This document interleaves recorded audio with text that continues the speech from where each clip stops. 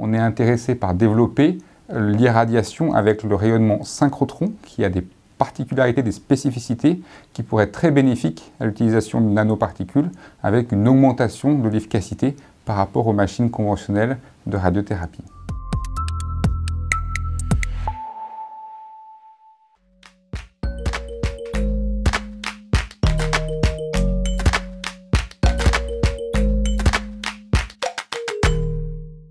Bonjour, Camille Véry, je suis oncologue radiothérapeute au CHU de Grenoble. Je m'occupe de la partie recherche clinique et des développements des essais en phase précoce qui concernent aussi bien les nanoparticules et aussi le rayonnement synchrotron.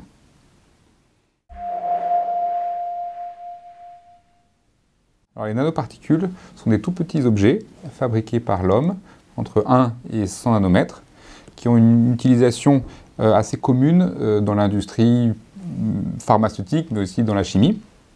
Et on les utilise désormais en radiothérapie pour essayer d'augmenter l'efficacité du traitement par radiothérapie. Donc on utilise pour ça des nanoparticules métalliques dont l'interaction entre le rayonnement et le métal va entraîner une augmentation de dose au niveau de là où sont localisées les nanoparticules. Donc ensuite, toute la difficulté, c'est d'aller mettre ces nanoparticules au niveau des tumeurs.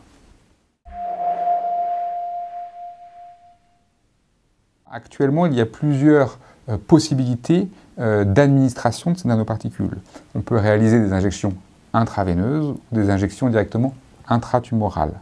L'un des enjeux est d'avoir une quantité suffisante de nanoparticules dans la tumeur pour avoir un effet radiosensibilisant, tout en ayant une sécurité pour le malade et une absence d'effets secondaires liés à cette combinaison de traitements.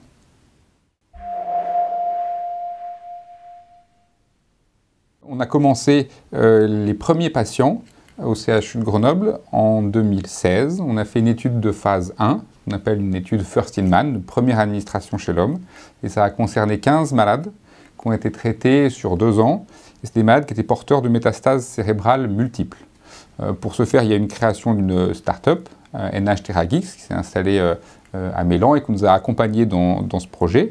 Donc on a pu obtenir de nombreux résultats très importants pour la suite du développement de cette technologie. On a pu voir qu'il n'y avait pas de toxicité du médicament jusqu'à 100 mg par kilo, qui est désormais la dose qui est utilisée pour les essais cliniques.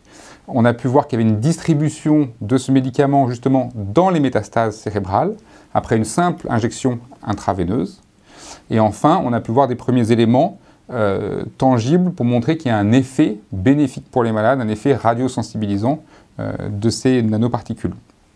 Alors ça, c'était la première étape, on appelle l'étude de phase 1, et on est actuellement en train de développer une étude de phase 2. C'est une étude multicentrique, dont là, l'objectif est de montrer qu'il y a une efficacité du traitement. Donc c'est une étude qui est randomisée, avec soit le bras de traitement de référence, qui est la radiothérapie seule, et le bras expérimental, qui est la radiothérapie, plus les nanoparticules de gadolinium. On a déjà inclus une 30aine de malades, et en tout, 100 patients en France sont attendus d'ici la fin de l'année prochaine. Alors, la phase 2 va nous permettre d'asseoir s'il y a ou pas une efficacité du traitement. Et puis ensuite, pour le développement du médicament, il faut partir sur des études qui sont plus grosses, des études de phase 3 randomisées, pour montrer qu'il y a un intérêt et pour que ce médicament rentre en pratique courante. Donc si tout se passe bien, si la phase 2 montre des résultats positifs et que la phase 3 enchaîne relativement rapidement derrière, on peut espérer que d'ici 2 à 3 ans, le médicament soit sur le marché et utilisable en cancérologie. Oui, tout à fait.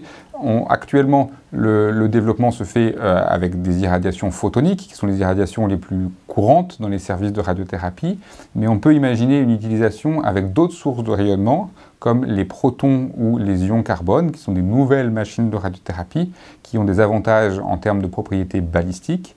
Et on a déjà fait des tests en préclinique, en in vitro, montrant qu'il y a un intérêt de faire la combinaison entre ces nouvelles modalités d'irradiation et les nanoparticules.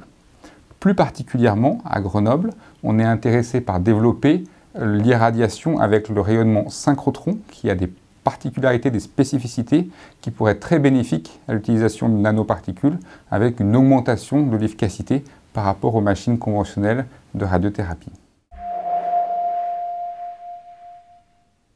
Oui, tout à fait. En dehors de l'indication des métastases cérébrales que nous avons commencé à traiter à Grenoble depuis 2016, d'autres essais ont vu le jour avec des nanoparticules de gadolinium, notamment pour le cancer du col de l'utérus à l'Institut Gustave Roussy à Paris, mais aussi les métastases cérébrales uniques qui seront traitées en stéréotaxie.